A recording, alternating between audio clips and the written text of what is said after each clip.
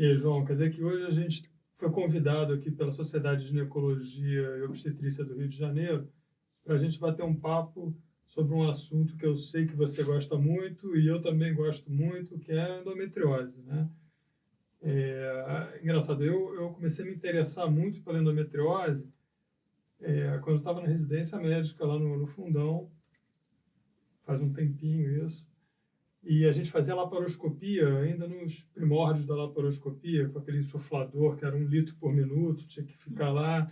Era basicamente para infertilidade, a gente fazia laparoscopia diagnóstica, que hoje a gente faz muito pouco.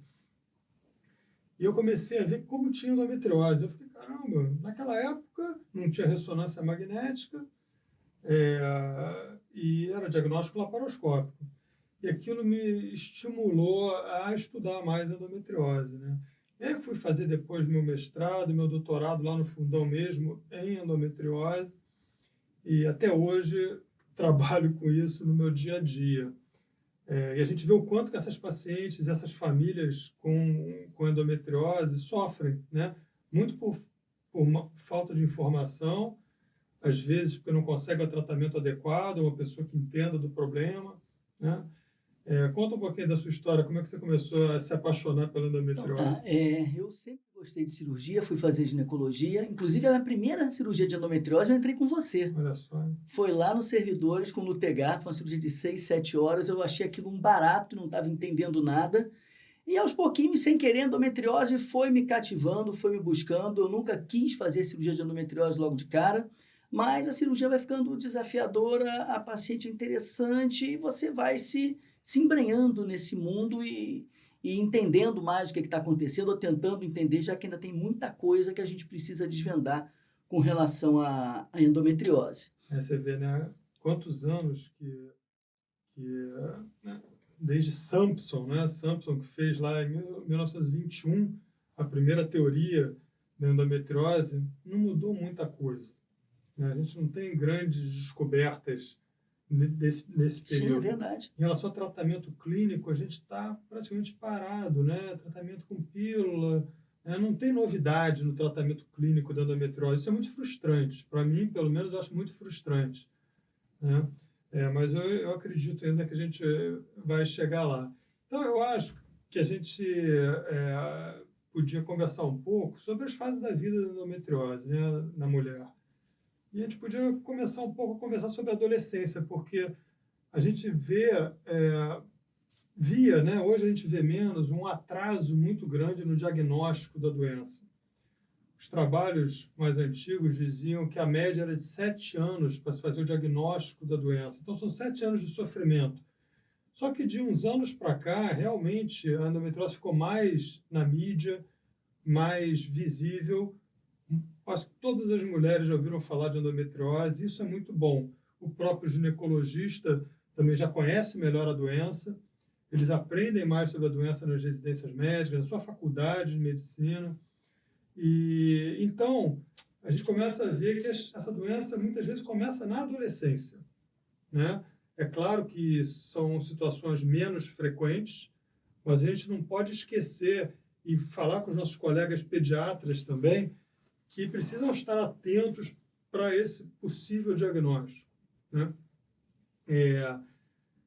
Me fala aí o que você, como é que você vê a endometriose na É, eu adolescência? gostei muito dessa sua colocação e é verdade, mas no Brasil, que é um dos países que a gente tem muita pesquisa para endometriose, a conscientização de endometriose cada vez batendo mais a porta, a gente está conseguindo abreviar um pouco esse diagnóstico. A adolescência, eu acho que é uma fase fundamental para a gente fazer esse rastreio, porque é quando a paciente tem suas primeiras menstruações e vem dor, e lamentavelmente a gente começa a enfrentar aquele problema no mundo inteiro em que você normaliza a dor da paciente. Não é para normalizar, não é normal sentir aquela dismenorreia. E é importante que o profissional de saúde, seja o pediatra, como você colocou muito bem, depois o ginecologista ou um especialista em endometriose, vá atender essa paciente e vá separar o joio do trigo. Olha, isso realmente tem chance de ser endometriose ou não? Isso está mais com outra causa ou isso é normal? E acompanhar para não deixar lá na frente aqueles casos gritantes, galopantes de endometriose que assustam todo mundo quando entra num blog ou na internet, a gente vê aqueles casos assustadores. Então, começar na adolescência, fazer um bom diagnóstico, sem dúvida nenhuma, e poder acompanhar essa paciente é fundamental. E eu reforço isso que você falou sobre a dor.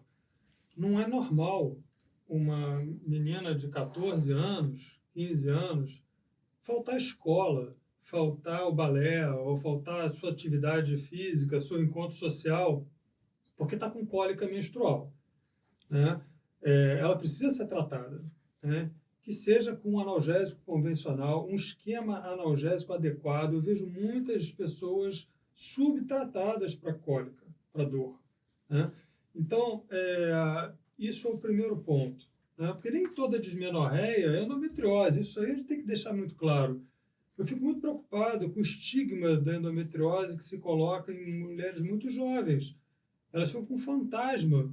Vou ter infertilidade, vou precisar operar tantas vezes na minha vida, o que vai ser da minha vida?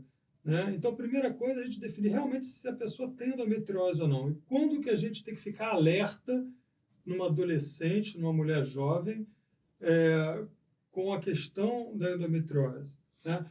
A minha opinião é que dor refratária ao tratamento clínico tradicional. O que a gente coloca como tratamento clínico tradicional de uma dismenorreia? Um analgésico tipo de pirona, paracetamol e antiespasmódico associado a um anti-inflamatório. Ela está usando isso e não está resolvendo, né? Está precisando usar pílula anticoncepcional para tentar melhorar e mesmo assim não está adequado.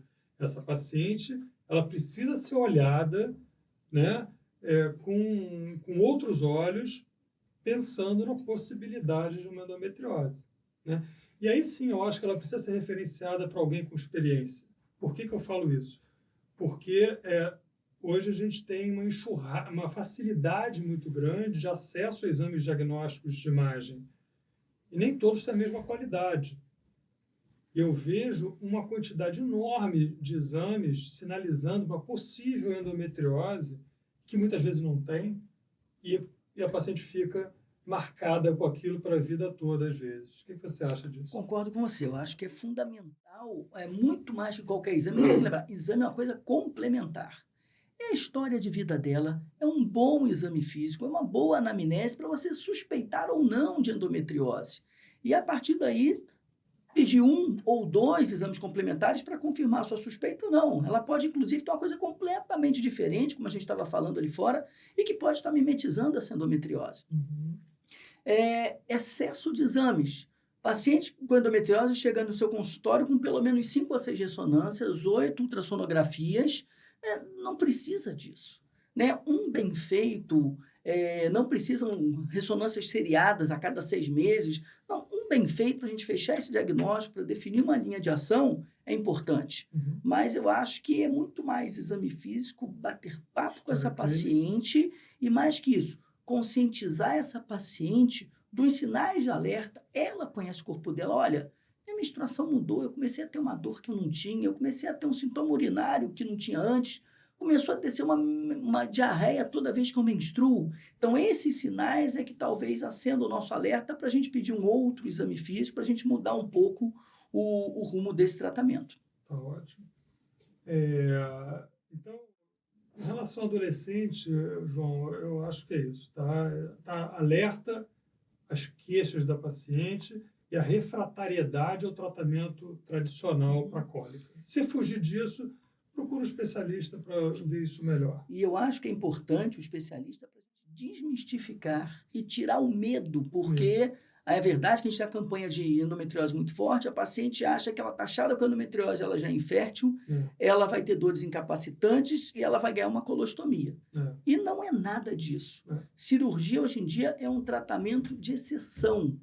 A nossa base de tratamento é um tratamento clínico e focado na fase de vida dessa mulher, o que ela quer, o que ela precisa e o que a medicina pode dar. Muito bem, você falou da fase de vida. Então, eu acho que a gente, né, passou da adolescência, essa mulher já está numa fase reprodutiva, né? E muitas vezes elas diagnosticam endometriose porque não conseguem engravidar, né? O casal infértil, na propedêutica, diagnostica endometriose. E a gente, então, fica naquela, quando indicar cirurgia para pacientes com endometriose nessa fase reprodutiva da vida, né? Ou em qualquer fase, vamos dizer assim. Eu acho que a gente podia deixar isso muito claro, né, João? Porque você também é um cirurgião que opera muito, a gente recebe pacientes de vários locais, de várias pessoas. No serviço público, então, onde eu trabalho, as pacientes já vêm encaminhadas de vários médicos, tem que operar, aí eu tenho que desmistificar aquilo. Não, não precisa operar. Vamos tratar clinicamente, você vai ficar melhor, né? Cirurgia não é abrir e fechar uns botõezinhos na barriga e vai ficar tudo bem. Cirurgias, muitas vezes, podem ter complicações, né? Então, a gente tem que ter uma indicação muito precisa para poder operar uma paciente, né? Então, quais, do seu ponto de vista, não é no seu ponto de vista, é o que a gente faz na prática realmente, fala um pouco para a gente quais seriam as indicações clássicas de cirurgia. Aquela paciente que chega com isso, você vai falar, olha, primeira indicação é cirurgia. Então, vamos lá. Primeiro, a gente tem que lembrar que 10% das pacientes que vão procurar estão com uma queixa de infertilidade podem ter endometriose, né? E aí a gente vai ter algumas indicações clássicas. Primeiro, uma dor refratária a tratamento clínico. E tratamento clínico, a gente está falando de um tratamento completo, com analgésico, anti-inflamatório e, se for o caso, anticoncepcional contínuo. É outra coisa que a gente tem que embasar. Muita paciente acha que tomar o anticoncepcional de forma cíclica, ela está tratando os sintomas da endometriose. Não, o anticoncepcional tem que estar sempre no mesmo nível contínuo. E aí chegou nesse ponto que ela está com muita dor, a dor refratária, tem que se pensar em cirurgia.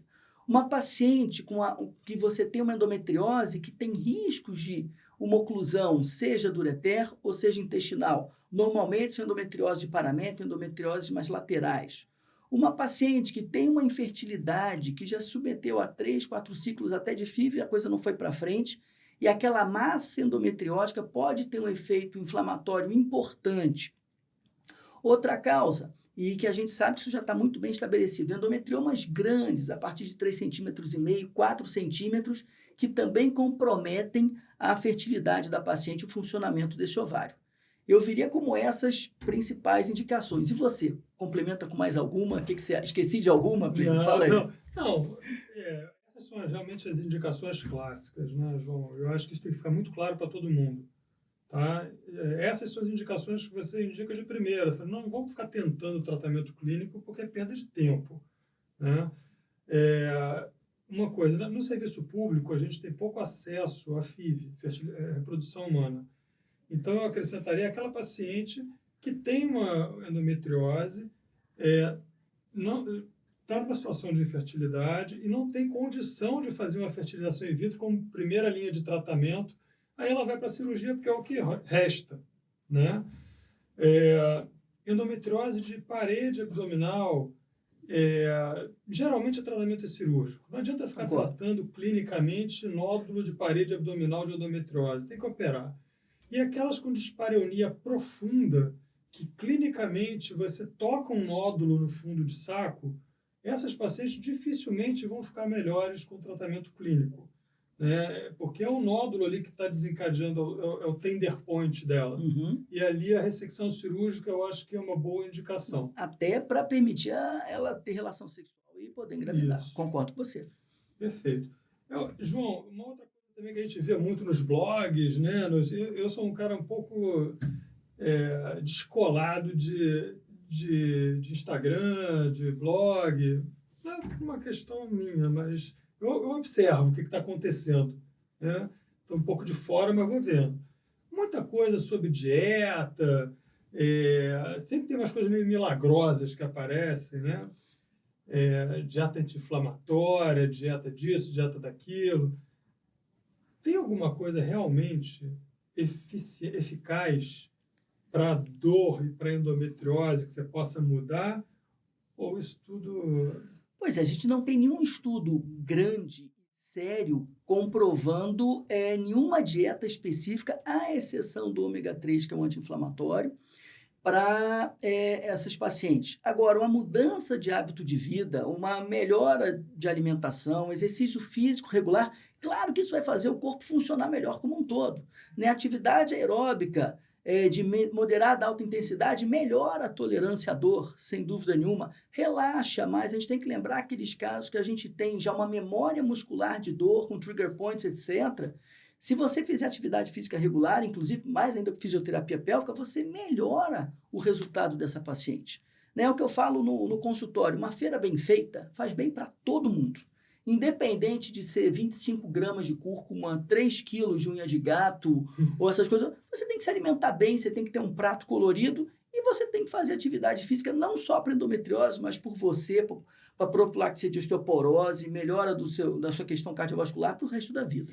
João, eu trabalho muito com dor crônica, dor pélvica crônica, e foi uma coisa também que me estimulou muito por conta da endometriose, porque muitas pacientes com endometriose desenvolvem dor pélvica crônica. Mas o inverso não é verdadeiro sempre, né? Então, eu fico muito temeroso, às vezes, quando eu vejo mulheres com dor pélvica crônica, e também, eventualmente, têm endometriose, acharem que a cirurgia vai resolver todas as dores dela.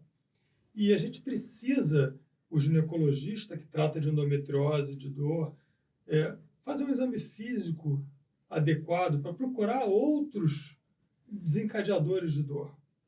Isso é fundamental, porque você colocar uma paciente na sala de cirurgia para fazer uma cirurgia grande, ela depois continuar com as mesmas dores que ela tinha antes, é ruim demais.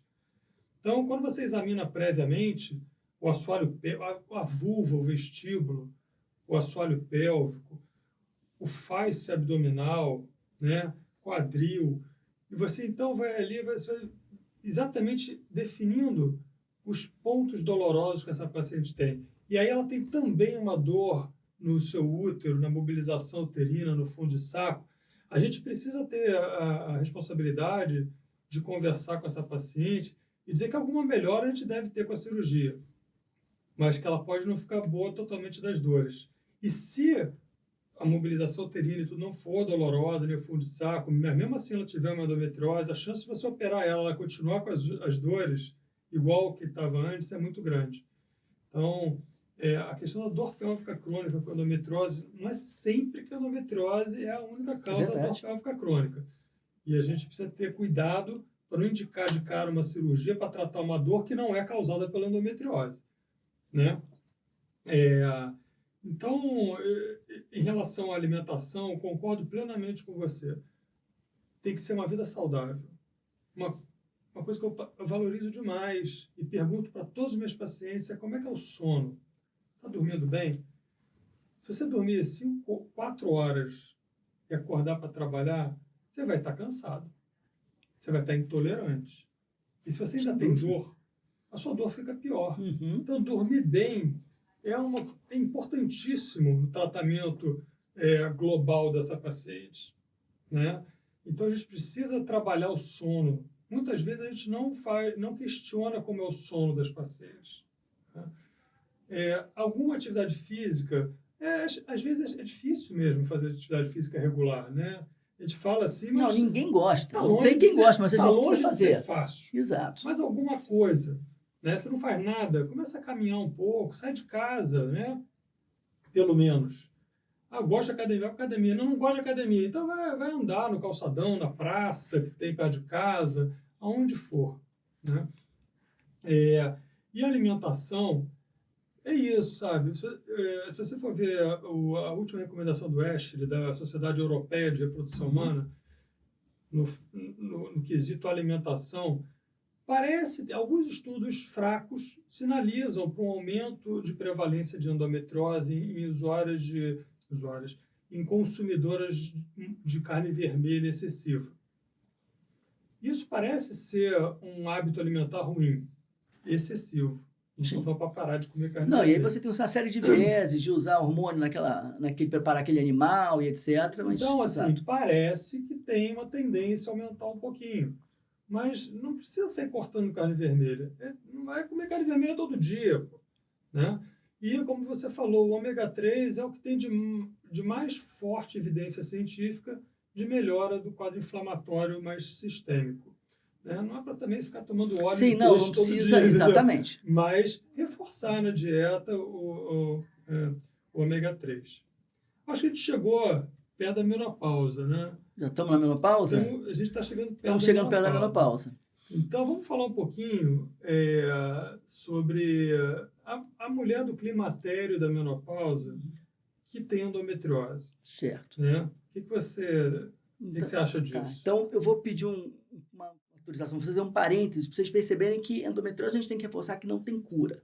Tem tratamento, tem manejo, tem gerência, e o grande gerente dessa paciente como um todo é o ginecologista. Uhum. Em todas as fases, ele vai estar presente ali aconselhando e individualizando esse tratamento. Não existe um tratamento único para isso. Né? Então, a gente chega na menopausa, existe aquele mito em que grande parte das vezes é um grande alívio para a paciente que parou de menstruar, a dor vai embora e ela está liberada, salva dessa endometriose.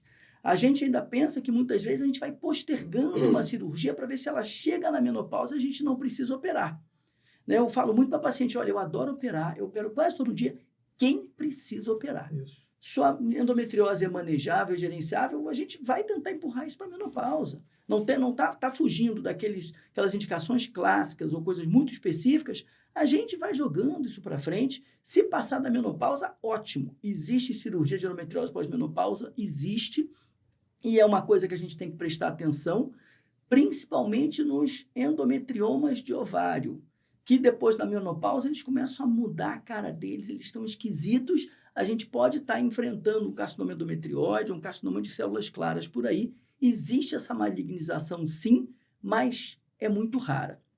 Fora isso, casos em que a gente tem uma secreção autóloga de nódulos de endometriose, quer dizer, o próprio nódulo de endometriose gera seu hormônio e vai se autoalimentar, isso é muito raro. Não é impossível, mas é muito raro. E é de novo que eu falo, a paciente conhece o corpo dela, quer dizer, alguma coisa mudou, ela está tendo uma dor que ela não tinha, ela tem que ser reavaliada, né? E aí eu vou devolver para você, já que eu já falei de cirurgia, vamos falar de nanocirurgia. E a reposição hormonal dessa paciente, pode, não pode? O que a gente acha disso? Como é que a gente vai, já que a gente é gerente dessa paciente, como é que a gente vai gerenciar essa reposição hormonal? A reposição hormonal, o que vai direcionar se a gente vai fazer, não é se ela tem endometriose ou não tem endometriose. São os sintomas da paciente. Como a gente faz para qualquer mulher? Se ela for sintomática e ela não tiver contraindicações ao uso de terapia hormonal com estrogênio, né, que é o estrogênio que ela precisa, a gente vai poder fazer. Na maioria das pacientes, eu não vejo por que não fazer a terapia hormonal quando há indicação de fazer e não há contraindicação. E a endometriose não é uma contraindicação. Isso aí que tem que ficar muito claro. Né? A questão é quando a paciente é esterectomizada, né? A gente deve ou não deve usar o progestagênio na terapia hormonal da menopausa? Porque, sabidamente, a paciente sem endometriose, se ela não tem mais o útero, não há por que prescrever progestagênio junto com a terapia estrogênica na menopausa. Mas parece que nas mulheres que entram na menopausa com endometriose, né, seja ela qual for, é prudente fazer a terapia hormonal com progestagênio, mesmo que ela já tenha retirado o útero. Exato. Tá? Essa é a indicação. Tem evidência forte? Não tem evidência forte. Como nada em endometriose, poucas coisas têm evidência forte em endometriose. Mas há uma evidência e há uma recomendação das sociedades especializadas de fazer terapia hormonal na menopausa com o uso de progestagênio concomitante. Eu vou abrir um outro parênteses também para falar de uma droga que eu sou fã. Sou fã do análogo do GNRH. Eu queria muito que o análogo do GNRH via oral pudesse ser usado como a gente usa um desogestrel, um dienogeste, porque geralmente, na minha experiência, pacientes muito sintomáticas que usam análogo, e eu prescrevo com uma certa frequência, ficam maravilhadas. Não sinto mais nada. Estou ótimo. Então, poxa, se eu pudesse usar análogo para todos os meus pacientes com endometriose, seria minha droga de primeira linha. Né? Então, eu vou jogar para você já. Eu vou te dizer que eu uso análogo bastante. Uso sempre com add-back, né, com terapia de reposição hormonal paralela, né, para reduzir os efeitos colaterais, principalmente na massa óssea. Então, eu não tenho mais aquela história de eu e a literatura médica, tá? Não sou eu que estou inventando isso. Se você acha que ela não se adaptou bem aos outros métodos tradicionais e tem indicação de análogo, faça o análogo, faça o add-back e veja como ela vai ficar. Ficou bem com 3 meses, 6 meses, está com 48, 49 anos, segue com isso até a menopausa, que ela vai ficar bem e não vai precisar de uma cirurgia, provavelmente. E só reforçando em relação ao câncer na menopausa. Realmente, em números absolutos, é pequeno. Mas o câncer de ovário, o câncer de ovário em mulheres com endometrioma de ovário na menopausa aumenta 1,5% a mais do que na população geral. Tá? É um risco pequeno, mas é um risco real. Né? Eu, por hábito, mulheres que entram na menopausa com endometrioma, tá? Eu tenho uma tendência a indicar a ovarectomia, tá? Porque eu explico isso para elas, óbvio, isso é uma decisão conjunta, mas, via de regra, eu tenho uma tendência a sinalizar que a minha indicação é retirar pelo menos os ovários para ela ficar mais segura na menopausa em relação a isso. Vamos dar uma finalizada? O que você... Vamos. Essa questão do ovário não é protocolo, vamos chamar de uma boa prática, de um bom hábito, mas ainda não é um protocolo, mas sem dúvida nenhuma. Porque é uma em, sei lá, 40 mil que vai acontecer. Sim, mas é uma paciente que vai ter uma qualidade de vida péssima. A gente sabe que câncer de ovário tem uma letalidade, uma morbidade muito grandes. Então, se a gente pode prevenir isso daí, eu acho muito razoável de se fazer. Com relação ao GNRH, a gente está com uma pressão grande, começando a sair estudos interessantes mostrando o GNRH oral. Né? Foi até o editorial do New England há um ano e meio atrás, com um trabalho grande, mostrando estudos lá fora que já está sinalizando que pode ser uma saída sim. Agora, realmente, os para-efeitos sem add-back é impossível. Essa paciente jovem ou próxima da menopausa que quer ter qualidade de vida, a gente não pode pegar e catapultar ela para 300 anos depois da menopausa. Então, a gente realmente precisa entrar com add-back para trazer qualidade de vida para ela. Concordo com você. Mas é uma grande droga, né? Sim, mas tem que ser muito bem usada, muito bem escolhida. Sim, não é a primeira linha hoje em dia, né? E a gente pagou um preço a tratamento de endometriose há 30 anos atrás, quando a gente tinha um tratamento sanduíche, que fazia laparoscopia, fazia GNRH e relaparoscopava. E os efeitos a longo prazo desse tratamento, que não era grande coisa, que, vamos dizer assim, que mal falaram o GNRH. João, acho que a gente já falou bastante, pra caramba, né? A gente marca outro dia para continuar essa história. Então tá ótimo. Valeu, Tá bom, um abraço. Valeu, gente. Falou, pessoal.